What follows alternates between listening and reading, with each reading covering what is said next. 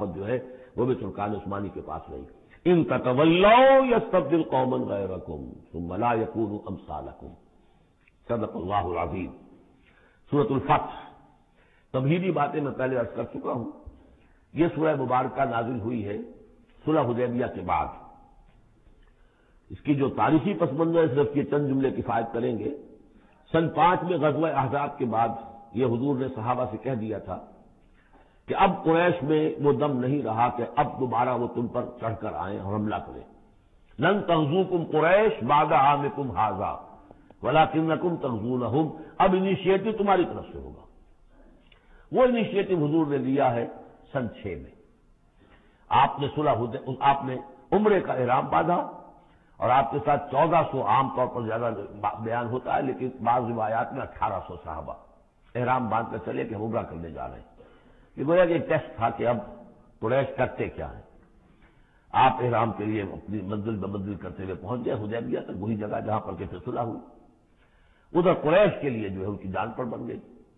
پہلی بات تو یہ کہ ان کی روایات کے خلاف تھا کہ کوئی آئے عمرے کی نیت سے اور ان کو روک دے، یہ عرب کی روایت نہیں تھی۔ تو صحیح ہے کہ اب اگر آنے دیتے ہیں اور مسلمان دنگناتے ہوئے آئیں شہر کے اندر عمرہ کریں تو گویا کہ ان کی شکست ہو گئی۔ تو وہاں پر جو بھی ہوا تفصیلات کا تو موقع نہیں ہے۔ ایک طرف تو وہ تلے ہوئے تھے کہ جنگ کریں گے، اور جب حضرت عثمان کو حضور نے بھیجا ہے کچھ سلسلہ جنبانی کے لیے، وہاں ان کو روک لیا گیا، خبر مشہور ہو گئی کہ انہیں شہید کر دیا گیا۔ پھر حضور نے بیعت لی، وہ بیعت علی الموت کہلاتی ہے، بیعت علی لا نفر یا بیعت علی الموت، اور اس کا نام ہے بیعت رضوان۔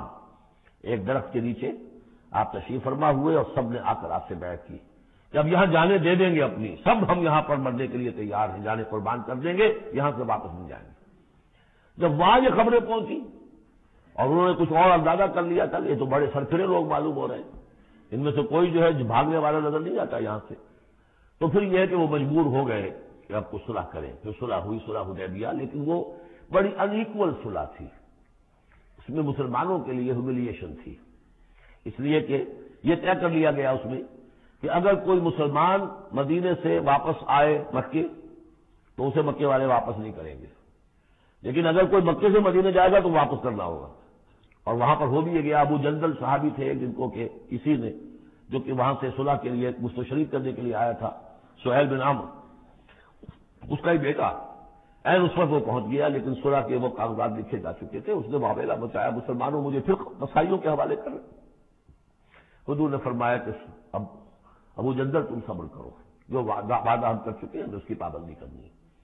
بہرحال اس کو حضور نے، اگرچہ صحابہ تو اس درجے دلگیر تھے کہ ہم یہ دم کر صلح کیوں کر رہے ہیں، حضرت عمر رضی اللہ تعالیٰ عنہ سے تو بہرحال یہ بھی کہہ دیجئے کہ زیادہ قرب جو انہیں حاصل تھا حضور سے، اس کی بنا پر ان کی یہ ہمت ہو گئی کہ آپ نے وہ سوال جواب بھی کر لیا جس پر آپ پھر ساری عمر پچھتاتے رہے۔ کہ آپ نے پوچھا کہ کیا ہم حق پر نہیں ہیں؟ حضور نے فرمایا ہاں ہم حق پر ہیں۔ کیا آپ اللہ کے رسول نہیں ہیں؟ آپ نے مسکرا کر جواب دیا ہاں میں اللہ کا رسول ہوں۔ تو پھر ہم یہ کیوں دم کر صلح کر رہے ہیں؟ آپ نے فرمایا کہ میں وہی کر رہا ہوں جو اللہ نے مجھے حکم دیا، بس اتنی سی بات تھی جس پر ساری عمر پچھتائے۔ لیکن یہ بات حضرت علی نے بھی کر دی اس درجے میں کہ جب وہ صلح نامہ لکھا گیا، حضور ڈکٹیٹ کرا رہے تھے، حضرت علی کاتب سے لکھ رہے تھے، تو حضور نے فرمایا یہ صلح نامہ ہے، لکھو محمد رسول اللہ اور قریش کے مابین۔ وہ سہیل بن عمرو نے اعتراض کر دیا کہ نہیں، یہ اگر ہم اس میں لکھیں گے ظاہر بات ہے صلح نامے پر تو دونوں فریقوں کے دستخط ہوتے ہیں، تو میں دستخط کروں گا تو میں تو آپ کو اللہ کا رسول نہیں مانتا، ورنہ اس عبارت کی روح سے جب اس کے نیچے میرا بھی دستخط آئیں گے تو وہ میں نے مان لیا۔ تو حضور نے اس پر بھی مسکرا کر کہا کہ تم مانو نہ مانو میں اللہ کا رسول ہوں، لیکن اے علی مٹا دو یہ رسول اللہ کے لفظ، مٹا دو وہاں سے، لکھ دو یہ معاہدہ ہے محمد ابن عبداللہ اور قریش کے مابین۔ حضرت علی نے کہا کہ حضور یہ میں نہیں کر سکتا، میں اپنے ہاتھ سے آپ کے نام کے ساتھ لکھے ہوئے الفاظ، اب دیکھیے اگر کہ حکم تو یہ ہے کہ الامر فوق الادب، لیکن یہ کہ یہ جو بھی کچھ ہوا ہے یہ ہوا غیرت دینی، حمیت دینی کی وجہ سے۔ حضرت علی نے بھی کیا، حضرت عمر نے بھی کیا، دونوں کے طرز عمل میں کوئی فرق نہیں۔ لیکن بہرحال اس کے بعد جو ہے صلح ہوئی ہے، اور مسلمانوں کے دل اگرچہ اس پہ بہت ہی رنجیدہ تھے، اور یہ بات بھی بڑی عجیب تھی کہ وہیں احرام کھول دیے گئے، وہیں قربانی کے جانور جو ہیں، تو اب اس پر جو ہے یہ آیت سورت اتری ہے، اور پہلا لفظ یہ ہے انا فتحنا لک فتحا مبینا، مسلمانوں کی دلجوئی کے لیے کہ تم جسے سمجھ رہے ہو کہ دم کر صلح کی ہے، حقیقت حال کے اعتبار سے تو ہے محمد ہم نے آپ کو بڑی روشن فتح عطا فرمائی. آج ہم اسے انٹرپریٹ کر سکتے ہیں روشن فتح کس اعتبار سے کہ ٹریٹی کے معنی یہ ہے کہ مصالحت یا صلح ہوتی ہے دو فریقوں کے درمیان جو ایک دوسرے کو ریکگنائز کرے. اس کا مطلب یہ ہے کہ قریش نے ریکگنائز کر لیا کہ Muhammad is a power to reckon with, اور یہ بہت بڑی بات ہے. قریش نے تسلیم کیا، اور تسلیم کرنا جو ہے یہ اللہ تعالیٰ کی طرف سے فتح عظیم ہے. انا فتحنا لك فتحا مبینا لیغفر لك الله ما تقدم من ذنبك وما تاخر. اب دیکھیے ذنب کا لفظ یہاں پہ دوبارہ آ گیا تاکہ اللہ تعالیٰ بخش دے آپ کو جو پچھلے ہوئی آپ کی کوئی کوتاہیاں یا گناہ یا جو بعد میں ہوئی. وَيُتِمَّ نِعْمَتَهُ جو پیچھے رہے گناہ ان کو بھی بخش دے. وَيُتِمَّ نِعْمَتَهُ عَلَيْكَ اور تاکہ اللہ تعالیٰ اپنی نعمت کا اتمام فرما دے آپ پر. وَيَهْدِيَكَ صِرَاطًا مُسْتَقِيمًا اور آپ کو ہدایت دے سیدھے راہ کی طرف. اب یہ ہے حضور صلی اللہ علیہ وسلم تو پہلے ہی سیدھی راہ پر ہیں، پھر یہ کہ تمام اہل ایمان حضور کے ساتھ سیدھی راہ پر چلے آ رہے ہیں، اور سیدھی راہ پر چلتے ہوئے اب اہل ایمان کو بھی حضرت ابوبکر کو بھی آپ کے ساتھ چلتے ہوئے کتنے برس ہو گئے؟ 18 برس ہو گئے. اب ان کے معنی کیا ہو گئے؟ تو اس پہ بہت سی بحثیں ہیں، یہ تو اب میں تفصیل میں نہیں جا سکتا.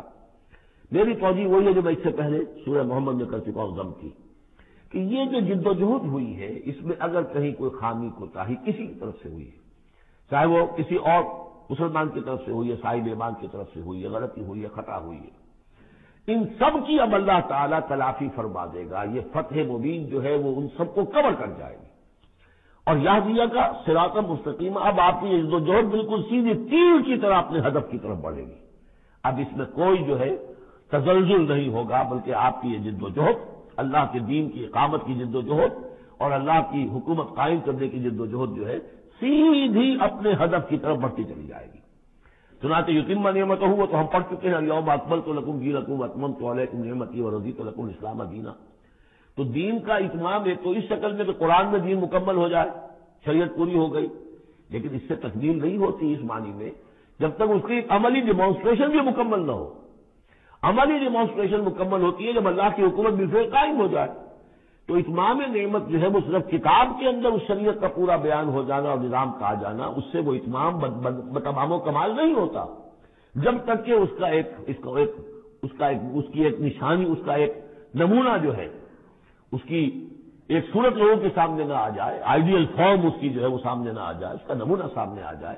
تو اس کے لیے ضروری ہے کہ اب یہ جد و جہد آپ کی جو ہے سیدھی اب تیز رفتاری کے ساتھ اپنے اصل ہدف یعنی اظہار دین لیظہرہ علی الدین کلہ، اور یہ آ جائے گی اس سورہ مبارکہ کے آخر میں بھی کہ ہم نے بھیجا ہی آپ کو ہے محمد اس لیے ہے کہ آپ اللہ کے دین کو غالب کریں. تو وہ اللہ کے دین کے غلبے کی جد و جہد اب تیر کی طرح سیدھی جائے گی. اللہ نے ساری اگلی پچھلی اگر کوئی اس میں کبھی کوتاہیاں رہ گئی ہیں کسی کی طرف سے آپ کے ساتھیوں میں سے، ان سب کی تلافی کے لیے یہ فتح مبین آپ کو عطا کر دی. وَيَنْصُرَكَ اللَّهُ نَصْرًا عَزِيزًا اور اللہ آپ کی مدد کرے گا ایسی مدد کہ جس کے لیے کوئی شکست نہ ہو، بڑی زبردست مدد. هُوَ الَّذِي أَنزَلَ السَّكِينَةَ فِي قُلُوبِ الْمُؤْمِنِينَ لِيَزْدَادُوا إِيمَانًا مَعَ إِيمَانِهِمْ، وہی ہے کہ جس نے اہل ایمان کے دلوں میں سکینت نازل کر دی تاکہ ان کے ایمان میں اور اضافہ ہو جائے، تاکہ وہ اور اضافہ کر لیں اپنے ایمان میں، جتنا ایمان ہے اس سے اور بڑھ کر. وَلِلَّهِ جُنُودُ السَّمَاوَاتِ وَالْأَرْضِ. اب ظاہر بات ہے کہ اس میں ایک تو کیفیت یہ تھی کہ جو انہیں سکون حاصل تھا کہ وہ تیار تھے سب اپنی جانیں دینے کے لیے، اس کے لیے بھی ایک سکون قلب کے اندر اللہ تعالیٰ نے ان کو پیدا کیا تھا، تبھی تو وہ اس کے لیے آمادہ ہوئے. پھر یہ کہ ان کے اندر نظم اور ضبط کا یہ عالم کہ کوئی ایک شخص بھی حق میں نہیں تھا کہ یہ صلح یہاں اس وقت ہو، لیکن محمد رسول اللہ ان کی اطاعت اس کا سب سے بڑا ٹیسٹ وہاں ہوا ہے. اور یہ بات جو میں کہہ رہا ہوں شاید بعض ہزار کو عجیب لگی، کوئی ایک شخص بھی نہیں تھا کہ حق میں. اس کی دلیل کیا ہے؟ اس کی دلیل یہ ہے کہ جب حضور نے جب صلح ہو گئی مکمل، آپ نے فرمایا مسلمان اٹھو، احرام کھول دو اور یہی قربانیاں دے دو. کوئی نہیں اٹھا، ایک بھی نہیں اٹھا. دوسری مرتبہ کہا آپ نے اٹھو بھائی، اب ہو گیا بات، بس جو ہو گئی، اب یہی احرام کھول دو. کوئی نہیں اٹھا. تیسری دفعہ کوئی نہیں اٹھا. آپ دلگیر ہو کر، دل گرفتہ ہو کر اپنے خیمے میں چلے گئے. ام سلمہ رضی اللہ تعالیٰ عنہ ام المومنین آپ کے ساتھ تھی. ان سے جا کر کہا، میں نے 3 مرتبہ مسلمانوں سے کہا ہے کہ اٹھو اور احرام کھول دو، کوئی نہیں اٹھا. انہوں نے کہا، مشورہ دیا کہ آپ کسی سے کچھ نہ کہیں، اپنی زبان سے کچھ نہ کہیں، آپ اپنا احرام کھول دیے، بس آپ آئے باہر، آپ نے قربانی دی، احرام کھول دیا، اس پر اب سب اٹھ گئے۔ یعنی اصل میں وہ سب کے سب منتظر تھے کہ کیا حضور ہمارا امتحان لے رہے ہیں، یہ کوئی ٹیسٹ ہو رہا ہے، کیا ہو رہا ہے، یا حالت منتظر شاید کوئی نئی صورت پیدا ہو جائے، شاید حالات بدل جائیں۔ لیکن ان کے لیے یہ بڑی انہونی سی بات تھی کہ عمرے کی نیت کر کے ہم نے احرام باندھا ہوا، یہاں کیسے کھول دے رہا ہوں۔ لیکن بہرحال وہ صرف ایک توقف جو تھا وہ اسی درجے میں تھا کہ شاید کوئی نئی صورت پیدا ہو جائے، لیکن اس سے ظاہر ہو رہا ہے کہ سب کے دل جو ہے وہ اس صلح کے حق میں نہیں تھے، وہ تو چاہ رہے تھے کہ اب ہمیں موقع ملے اور ہم جہاں جنگ ہو اور اللہ کے دین کو ہم غالب کریں۔ هو الذي انزل السکینۃ فی قلوب المؤمنین لیزدادوا ایمانا مع ایمانہم وللہ جنود السماوات والارض، اور تمام آسمانوں اور زمین کے لشکر تو اللہ ہی کے ہیں۔ وکان اللہ علیما حکیما، اللہ سب کو جاننے والا اور حکمت والا ہے۔ لیدخل المؤمنین والمؤمنات جنات تجری من تحتها الانہار خالدین فیہا، تاکہ وہ داخل کرے اہل ایمان مردوں اور عورتوں کو ان باغات میں جن کے دامن میں ندیاں بہتی ہوں گی، جن میں وہ ہمیشہ ہمیشہ رہیں گے۔ وَيُكَفِّرْ عَنْهُمْ سَيِّئَاتِهِمْ، اور دور کر دے ان سے ان کی برائیوں کو۔ وَكَانَ ذَلِكَ عِندَ اللَّهِ فَوْزًا عَظِيمًا، اور یقیناً یہی شے ہے اللہ کے نزدیک بڑی کامیابی ہے۔ وَيُعَذِّبُ الْمُنَافِقِينَ وَالْمُنَافِقَاتِ وَالْمُشْرِكِينَ وَالْمُشْرِكَاتِ الظَّانِّينَ بِاللَّهِ ظَنَّ السَّوْءِ، یہ الفاظ بہت مشابہ ہیں سورہ احزاب کی آخری آیات کے، اور سورہ احزاب جو ہے آپ کو معلوم ہے سن 5 میں نازل ہوئی، اور یہ سن 6 میں نازل ہو رہی ہے، تو زمانہ جو ہے قریب کا ہے۔ اور اللہ سزا دے اور عذاب دے منافق مردوں اور منافق عورتوں کو، اور مشرک مردوں اور مشرک عورتوں کو، کہ جو اللہ کے بارے میں بہت برے گمان رکھتے ہیں۔ علیہم دائرۃ السوء، اصل میں تو ان کے اوپر ہے مسلط برائی کا دائرہ۔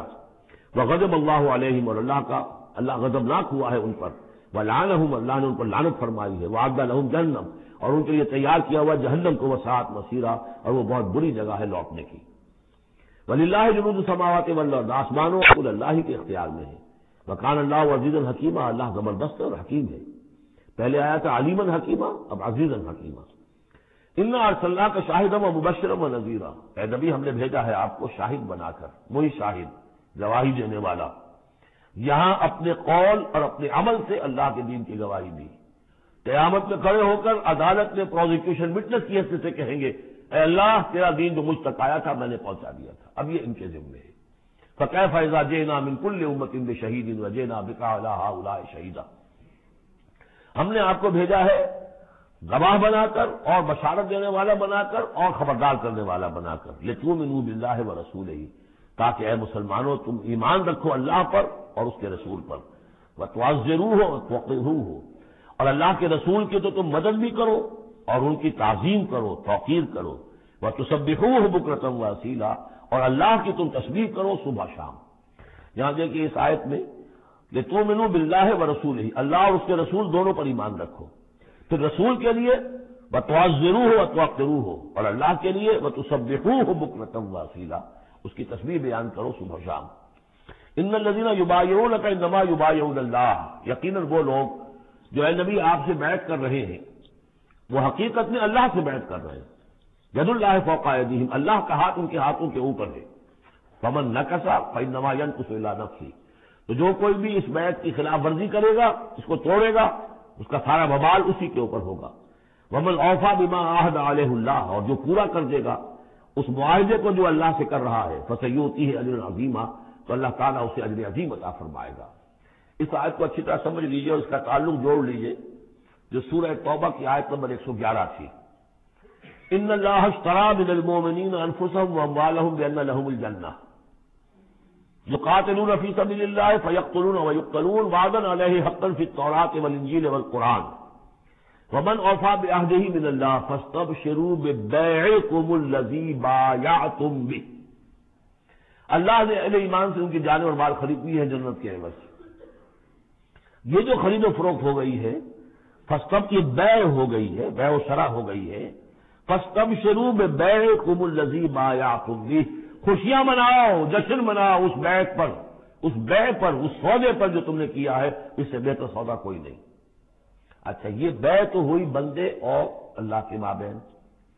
فرض کیجئے میں بیعت کر رہا ہوں، اے اللہ میں اپنی جان مال تیرے حوالے کرتا ہوں، لیکن اللہ کے اور میرے درمیان تو غیب کا پردہ ہے۔ یہ کیسے، کس کو دوں یہ جان اور مال؟ کس کے حکم پر دوں، کس کے کہنے پر دوں، کہاں مال خرچ کروں؟ ظاہر بات ہے کہ اس کے لیے کوئی انسان، اب وہ انسان اس وقت ہے محمد الرسول اللہ صلی اللہ علیہ وسلم، بے اللہ سے بیعت محمد سے، محمد اللہ کے رسول ہیں، وہ بتائیں گے کہ اس طرح مال خرچ کرو، اس طرح جان لگاؤ، یہ وقت آ گیا ہے جان لے کر میدان میں آ جاؤ، جان ہتھیلی برق کو میدان میں آ جاؤ۔ لہذا جو بے اللہ سے ہوئی ہے، ان اللہ اشتری من المؤمنین انفسهم واموالهم بان لهم الجنہ، اس کے لیے بیعت محمد رسول اللہ سے ہو رہی ہے۔ اور یہ عرب میں رواج تھا کہ جب وہ کوئی سودا کرتے تھے پھر وہ مصافحہ کرتے تھے، ہاتھ ملاتے تھے، ہاتھ جب ملا لیا اب وہ جو سودا ہے پکا ہو گیا، اب پیچھے نہیں جا سکتے آپ۔ جب تک مصافحہ نہیں ہوتا اس وقت تک آدمی کوئی اس میں تبدیلی کر سکتا ہے، لیکن مصافحہ جو ہے وہ پختگی کے لیے۔ لہذا یہ بیعت اب محمد رسول اللہ سے ہو رہی ہے کہ ہم نے جو جان اللہ اور اپنی مال جو اللہ کے حوالے کی ہے اسے ہم خرچ کریں گے آپ کے کہنے کے مطابق، جو آپ حکم دیں گے، آپ کی مرضی ہے، آپ ہم سے جب چاہیں یہ جان اور مال حاصل ہے، جب چاہیں وصول فرما لیں۔ یہ بیعت ہے جو ہوئی ہے محمد رسول اللہ سے۔ اچھا، اس میں جو یہ فرمایا کیونکہ یہ تین فریق ہو گئے، اللہ، بیعت کرنے والا اور جس کے ہاتھ پر بیعت کی گئی، لہذا یہ ٹرائی پارٹائٹ ایگریمنٹ ہے، تین فریق ہیں اس کے۔ ایک وہ ہے حضور کا ہاتھ جس پر بیعت کرنے والے کا ہاتھ آ گیا، اللہ نے فرمایا تیسرا ہاتھ بھی ہے، وہ تمہیں نظر نہیں آ رہا، ید اللہ فوق ایدیہم، اللہ کا ہاتھ ان کے ہاتھوں کے اوپر ہے۔ تو یہ تین ہاتھ ہیں در حقیقت اس بیعت کے اندر، اس بیعت کے اندر۔ ان الذین یبایعونک انما یبایعون اللہ، اصل میں تو بیعت، اور بیعت جو ہو رہی ہے تو اللہ سے ہو رہی ہے۔ فاستبشروا ببیعکم الذی بایعتم بہ، باب مفاعلہ کے اندر بھی وہ آ گیا، تم نے جو باہمی یہ کیا ہے بیع و شراء کا معاملہ تو خوشیاں مناؤ، وہی باب مفاعلہ ہے، وہ یبایعونک، ان الذین یبایعونک، اے نبی جو آپ سے یہ بیعت کر رہے ہیں، انما یبایعون اللہ، وہ اللہ سے بیعت کر رہے ہیں۔ ید اللہ فوق ایدیہم، اللہ کا ہاتھ ان کے ہاتھوں کے اوپر ہے۔ فمن نکث فانما ینکث علی نفسہ، تو جو کوئی بھی اب اس سے روگردانی کرے گا، اس سے توڑے گا، اس کی خلاف ورزی کرے گا، اس کا وبال اسی پر آئے گا، آپ پر اس کا کوئی الزام نہیں۔ ومن اوفی بما عہد علیہ اللہ فسیؤتی اجرا عظیما، اور جو بھی پورا کر دے گا جس کا کہ اس نے وعدہ اللہ سے کیا ہے، جو معاہدہ اللہ سے ہوا جان اور مال کا، اسی لیے سورہ احزاب میں آپ نے پڑھا تھا نا، من المؤمنین رجال صدقوا ما عہد اللہ علیہ ومنہم من قضی نحبہ ومنہم من ینتظر، اہل ایمان میں وہ جوان مرد ہیں جنہوں نے اپنا جو عہد کیا تھا اللہ سے وہ پورا کر دکھایا، سچا کر دیا۔ ان میں سے وہ بھی ہیں جو اپنی نظر پیش کر چکے، اور وہ بھی ہیں جو باقی منتظر ہیں ابھی کہ کب ہماری باری آئے۔ وبال دوش ہے سر جان ناتواں پہ مگر لگا رکھا ہے تیرے خنجر و ثنا کے لیے، اے اللہ ہم لیے پھر رہے اس سر کو کہ کب تیری راہ میں کٹے اور ہم فارغ ہو جائیں، سمک دوش ہو جائیں، ہمارے کندھے سمک ہو جائیں، ہلکے ہو جائیں، سمک دوش، کندھا ہلکا ہو جائے۔ یہ سر کا بوجھ ہم لگائے ہوئے ہیں اپنے سر پر کہ کب تیری طرف سے حکم آئے ہم نے اپنے سر کٹوائیں اور ہم فارغ ہوں۔ اب اسی کو سمجھ لیجیے کہ حضور کے بعد یہ بیعت کس سے ہوگی؟ جو بھی کوئی داعی اللہ اب کھڑا ہو اللہ کے نام کے، نبی تو نہیں ہوگا امتی، اطاعت اس کی ہوگی، اللہ اور اس کے رسول کی اطاعت کے نیچے نیچے، اس کے دائرے کے اندر، مستقل بذات اطاعت اس کی نہیں ہوگی۔ لیکن یہ کہ بہرحال اب بھی ضرورت ہوگی کہ کوئی جماعت ہو، کوئی جمعیت ہو، کوئی طاقت ہو، ایک فرد سے جو ہے اکیلا چنا بھاڑ نہیں پھوڑ سکتا۔ دین کو غالب کرنے کی جد و جہد، عقیم الدین جو ہم پڑھائے ہیں، یہ پورا سلسلہ جو ہے مکی صورتوں کا جو ان مدنی صورتوں کے ساتھ منسلک ہے، توحید عملی، اقامت دین، اور جو اس صورت کے اندر آ جائے گا لیظہرہ علی الدین کلہ، اس کے لیے جماعت چاہیے، جمعیت چاہیے۔ تو اب بھی کوئی اللہ کا بندہ ہوگا، آپ اسے ٹھوک بجا کر دیکھ لیں، اطمینان دیکھیں، سوچ دیکھیں، اس کی رائے کیا ہے، وہ کیا سمجھتا ہے، اگر وہ دین سے بھی واقف ہے، اگر وہ یہ کہ زمانے کے حالات سے بھی واقف ہے، اس کی شخصیت کو دیکھیے، اس کے ماحول کو دیکھیے، اگر آپ کا دل گواہی دے کہ یہ کوئی بہروپیہ نہیں ہے، یہ واقعتاً سنسیئر آدمی ہے، خلوص کے ساتھ اس کے ہاتھ میں ہاتھ دے کر بیٹھ کے ساتھ چلیے۔ یہی طریقہ مسنون اور منصوص ہے، یہی ایک طریقہ ہے جس کا قرآن مجید میں، یعنی نصوص کسے کہتے ہیں؟ نصوص قرآنی، نصوص حدیث، حدیث میں بھی ذکر ہے تو بیعت کا ہے۔ باقی اور کوئی طریقہ جماعت سازی کا مسنون نہیں ہے، مباح وہ بھی ہے، جو بھی طریقہ اختیار کر لیا مباح ہے، حرام نہیں ہے۔ ممبرشپ ہے، ممبرشپ سے پھر امیر کا منتخب کرنا ہے، 2 سال 4 سال کے بعد پھر انتخاب، ٹھیک ہے، کوئی شے حرام نہیں ہے جب تک کہ اس کی حرمت کے لیے کوئی دلیل نہ ہو۔ لیکن مسنون اور منصوص اور معصور، 3 الفاظ۔ نصوص قرآن و سنت میں جس کا تذکرہ ہے وہ بیعت ہے، جو مسنون ہے پوری زندگی حضور کی جو ہے اس میں کتنی بیعتیں ہوئی ہیں، بیعت عقبہ اولیٰ، بیعت عقبہ ثانیہ، بیعت رضوان، اور پھر یہ کہ نحن الذین بایعوا محمدا علی الجہاد ما بقینا ابدا. جب غزوہ احزاب میں جب وہ خندق کھودی جا رہی تھی تو یہ شعر پڑھ رہے تھے صحابہ کرام، ہم ہیں وہ لوگ کہ جنہوں نے محمد سے بیعت کی ہے جہاد کی، اب یہ جہاد جاری رہے گا جب تک جان میں جان ہے. یہ ہے ساری زندگی میں آپ کی بیعت کا نظام تھا.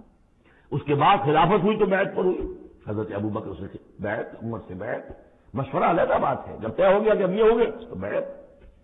پھر خلافت میں کچھ غلط رخ پیدا ہو رہا تھا، حضرت حسین رضی اللہ تعالی عنہ اور حضرت عبداللہ ابن زبیر رضی اللہ تعالیٰ عنہما یہ کھڑے ہوئے تو جنہوں نے جمعیت بنائی بیعت کی بنیاد پر بنائی. یہ دوسری بات ہے کہ جو کوفی تھے انہوں نے جو بیعت کی تھی حضرت حسین سے وہ توڑ دی انہوں نے. فمن نقض فإنما ينقض على نفسه. اس کے بعد ہمارے ہاں اگر کوئی سلسلہ بنا ہے ارشاد کا، تزکیہ نفس کا، صوفیاء کا، وہ بھی بیعت. بادشاہ ہوتے تھے تو بیعت. پچھلی صدی میں جتنے جہاد ہوئے، ہمارے ہاں سب سے بڑا جہاد ہوا پچھلی صدی کا، 19ویں صدی عیسوی کا، سید احمد بریلوی رحمۃ اللہ علیہ اور شاہ اسماعیل شریف رحمۃ اللہ علیہ، ان لوگوں کا جو بیعت کی بنیاد پر جماعت تھی، کوئی اور بنیاد جماعت سازی کی نہیں تھی. مہدی سوڈانی نے جہاد کیا انگریزوں کے خلاف، بیعت کی بنیاد پر. سنوسی نے جہاد کیا اطالویوں کے خلاف، بیعت کی بنیاد پر. تو یہ بیعت کا لفظ جو یہاں آیا ہے اس کو اچھی طرح سمجھ لیجیے. یہ جان لیجئے کہ یہ جو دوسرا رکوع ہے اس سورہ مبارکہ کا، اور اس کے بعد تیسرا رکوع اور چوتھا رکوع جو ہے ان میں بھی تقدیم و تاخیر ہے. یہ جو پہلے رکوع کا مضمون ہے یہ جا کر ملے گا اب تیسرے کے ساتھ، اور بعد میں یہ نازل ہوا ہے کہ یہ جو دوسرے رکوع میں آیتیں آ رہی ہیں.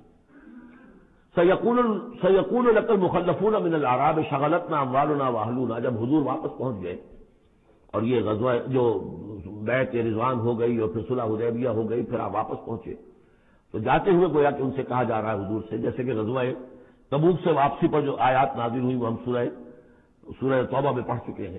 ان قریب کہیں گے وہ لوگ جو پیچھے رہ جانے والے تھے من الاعراب، اعراب میں سے، شغلتنا اموالنا واہلونا. حضور نے عام اعلان کروایا تھا، فرض نہیں تھا، سب کے لیے لازم نہیں تھا. عمرے کے لیے چلنے کے لیے کہا تھا چلے، جتنے لوگ چل سکتے ہیں چلے. تو اب آئیں گے یہ وہ اعراب جو ہیں بادیہ نشین، اور وہ کہیں گے حضور ہم مشغول رہے اپنے اموال میں، اپنے ڈھور ڈنگر کی دیکھ بھال میں، اپنے اہل و عیال میں، ہم آپ کے ساتھ نہیں جا سکے، فاستغفر لنا، تو ہمارے لیے استغفار کیجیے. یقولون بألسنتہم ما لیس فی قلوبہم. یہ لوگ اپنے منہ سے وہ کچھ کہہ رہے ہیں اپنی زبانوں سے، ان کے دلوں میں نہیں ہے، دلوں میں کچھ اور ہے. یہ منافقوں کا تذکرہ ہو رہا ہے اعراب میں سے. قل فمن یملک لکم من اللہ شیئا ان اراد بکم ضرا او اراد بکم نفعا. ان سے کہیے کہ اگر اللہ تعالیٰ نے تمہارے لیے کوئی بھی اگر ضرر کا فیصلہ کیا تھا تو، اور اگر خیر کا فیصلہ کیا تھا تو کون سی چیز روک سکتی ہے؟ من یملک لکم من اللہ شیئا. کون ہے وہ کہ جو اختیار رکھتا ہو تمہارے بارے میں اللہ کی طرف سے کچھ بھی، اگر اس نے ارادہ کیا ہو ضرر کا. یعنی اگر کوئی خرابی ہونی تھی تو کیا تمہارے یہاں ہونے تو ویسے رک جانی تھی؟ یا اگر خیر کوئی آنا تھا تو تمہاری غیر موجودگی میں نہیں آ سکتا تھا؟ یعنی پیچھے رہ جانا چاہیے ماندار، کیوں رہ گئے؟ اگر کوئی خیر آنا تھا تو تمہاری غیر موجودگی میں بھی آ سکتا ہے، کوئی شر آنا تھا وہ تمہاری موجودگی میں بھی آ سکتا ہے. تو جب تمہاری موجودگی اور ناموجودگی اللہ کے اعتبار سے تو بالکل برابر ہے، تو تمہارا یہ بہانہ تراشنا جو ہے یہ صحیح نہیں ہے. بل کان اللہ بما تعملون خبیرا. بلکہ تم جو کچھ کرتے رہے ہو اللہ اس سے باخبر ہے. وہ کیا ہے؟ ان کے دل کی بات اللہ تعالیٰ، ان کے دل میں جو چور تھا. بل ظننتم، تمہیں یہ گمان ہو گیا تھا، ان لن ينقلب الرسول والمؤمنون الى اهلهم ابدا. ان کو یہ گمان ہوا کہ ان کا تو معلوم ہوتا ہے کہ واقعتاً کوئی دماغ خراب ہو گیا مسلمانوں کا، قریش پر چڑھائی کر کے جا رہے ہیں. قریش یہ تو سمجھیے کہ ان کے لیے ابھی تک عرب میں جو ان کی حیثیت تھی قریش کی، وہ سمجھتے تھے کہ اب تو یہ موت کے منہ میں جا رہے ہیں، اب یہ واپس ان میں سے کوئی آنے والا نہیں ہے. بل ظننتم، تم نے یہ گمان کیا تھا، ان لن ينقلب الرسول والمؤمنون الى اهلهم ابدا، کہ اب واپس آئیں گے ہی نہیں رسول اور اہل ایمان اپنے گھر والوں کی طرف. وزین ذلک فی قلوبکم، اور یہ تمہارے دلوں میں کھبا دی گئی بات. وظننتم ظن السوء، اور تم نے بہت برا گمان کیا. وکنتم قوما بورا، اور تم ہو ہی تباہ ہونے والے لوگ. یہ منافقین اعراب کا تذکرہ ہو رہا ہے. اور یہ کب ہو رہا ہے؟ سن 6 میں. سن 2 کے اندر جو معاملہ تھا وہ بھی ہم دیکھ چکے ہیں. وہ جو سورہ محمد کے اندر آیا معاملہ، جبکہ ابھی یہ مرحلہ شروع ہو رہا تھا، ابھی قتال کا سلسلہ شروع ہونے والا تھا، اس وقت بھی ان کے دلوں میں صلح جوئی، امن سے کام کرو، صلح سے کام کرو، یہ کام کا جو ہے یہ اس طرح کی مہم جوئی مناسب نہیں ہے، اس وقت ان کا یہ خیال تھا۔ وَمَن لَّمْ يُؤْمِن بِاللَّهِ وَرَسُولِهِ فَإِنَّا أَعْتَدْنَا لِلْكَافِرِينَ سَعِيرًا، اور جو کوئی اللہ اور اس کے رسول پر ایمان نہ رکھے تو اللہ تعالیٰ نے ایسے کافروں کے لیے تو جہنم تیار کر رکھی ہے۔ وَلِلَّهِ مُلْكُ السَّمَاوَاتِ وَالْأَرْضِ يَغْفِرُ لِمَن يَشَاءُ، اور اللہ آسمانوں اور زمین کی بادشاہی اللہ ہی کے لیے ہے، وہ بخشتا ہے جس کو چاہتا ہے، وَيُعَذِّبُ مَن يَشَاءُ، اور عذاب دے گا جس کو چاہے گا، وَكَانَ اللَّهُ غَفُورًا رَحِيمًا، اور اللہ تعالیٰ غفور اور رحیم ہے۔ سَيَقُولُ الْمُخَلَّفُونَ إِذَا انطَلَقْتُمْ إِلَىٰ مَغَانِمَ لِتَأْخُذُوهَا، اب یہ نوٹ کر لیجئے تاریخی اعتبار سے کہ اس کے فوراً بعد جو ہے اگلے ہی سال حضور نے، اب جب کہ قریش سے صلح ہو گئی تو آپ یکسو ہو گئے، ادھر سے کوئی حملہ اب نہیں ہوگا، تو آپ نے اپنی پوری طاقت لے کر خیبر پر حملہ کیا، جو گڑھ بن گیا تھا یہودیوں کا، جو بنو قینقاع اور بنو نذیر نکالے گئے تھے، جا کے وہیں آباد ہو گئے تھے، پہلے سے بھی وہاں پر وہ بڑا گڑھ تھا، ان کے بڑے قلعے تھے، بڑے یعنی فورٹیفائڈ، اور وہاں پر سارا وہ اب حضور نے ان کی جو ہے سرکوبی کی۔ جب حضور خیبر کی طرف جا رہے تھے، اب ان کا ہم بھی چلتے ہیں آپ کے ساتھ، اس لیے انہیں یقین تھا کہ فتح ہوگی اور مال غنیمت آئے گا۔ سَيَقُولُ الْمُخَلَّفُونَ إِذَا انطَلَقْتُمْ إِلَىٰ مَغَانِمَ، اور اے مسلمانوں جب تم اب جاؤ گے غنیمت حاصل کرنے کے لیے، یعنی اب جو غزوہ خیبر کی طرف جب پیش قدمی کرو گے، تو یہی لوگ جو پہلے پیچھے رہ گئے تھے وہ یہ کہیں گے ضرور نتبعکم، ہم بھی آپ کے ساتھ چلیں، اجازت دیجیے۔ یریدون ان یبدلوا کلام اللہ، یہ اللہ کے کلام کو بدل دینا چاہتے ہیں، وہ اللہ کا کلام اگلے رکوع میں آ رہا ہے۔ میں طے کر دیا گیا تھا کہ جو لوگ اس صلح حدیبیہ کے موقع پر نہیں گئے ہیں ساتھ حضور کے، اب ان کو کسی بھی دوسری نیکسٹ جنگ کے اندر شمولیت کی اجازت نہیں ہوگی، وہ آگے آ رہا ہے، اس لیے اس کے سمجھنے میں تھوڑی سی دقت ہوتی ہے، لیکن سمجھ لیجئے کہ وہ آگے ہے، اسی لیے تقدیم و تاخیر کی میں نے بات آپ سے کی تھی۔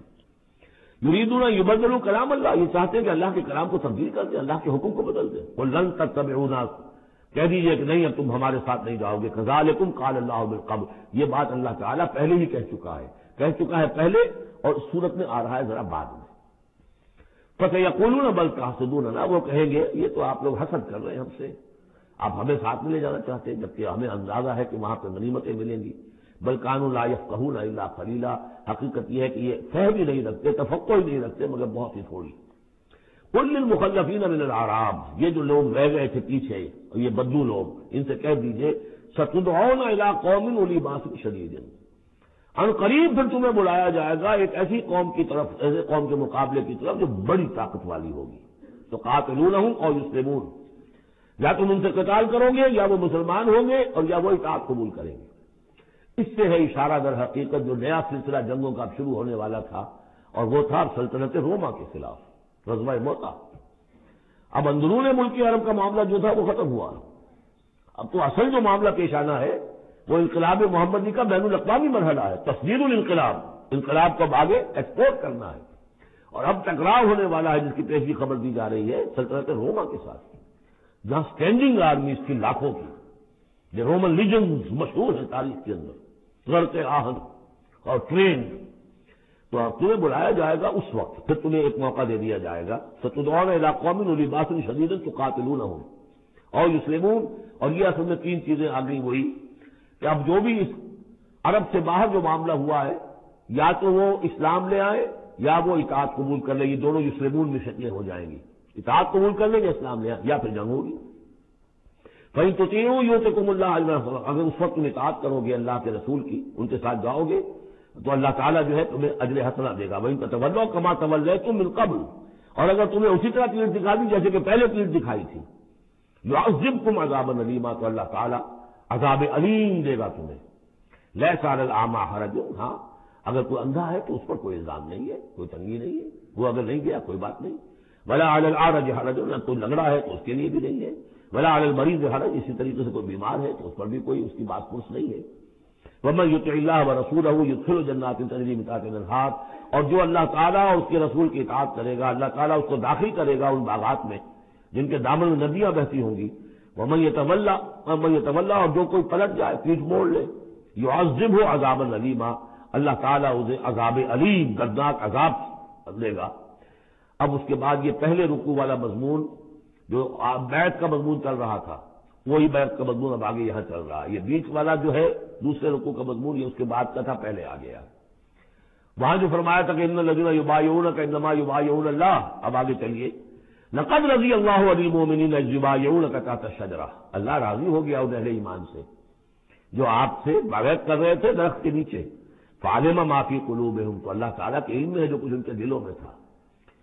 اور اس وقت تو ذوق شہادت اور جوش جہاد تھا، ابھی وہ صلح کی بات تو ہوئی نہیں، وہ تو بیعت کر کے ہونے کی بات ہوئی ہے.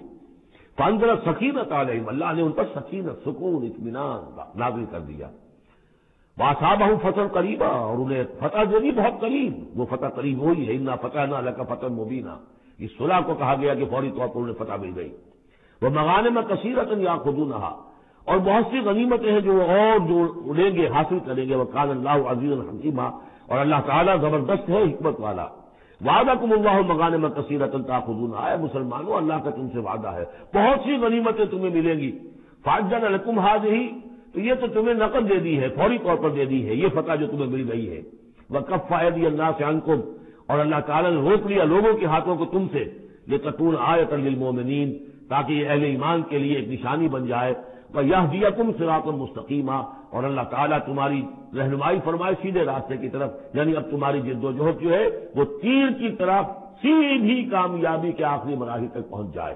بارک اللہ لی ولکم فی القرآن العظیم ونفعنی وإیاکم بالآیات والذکر الحکیم.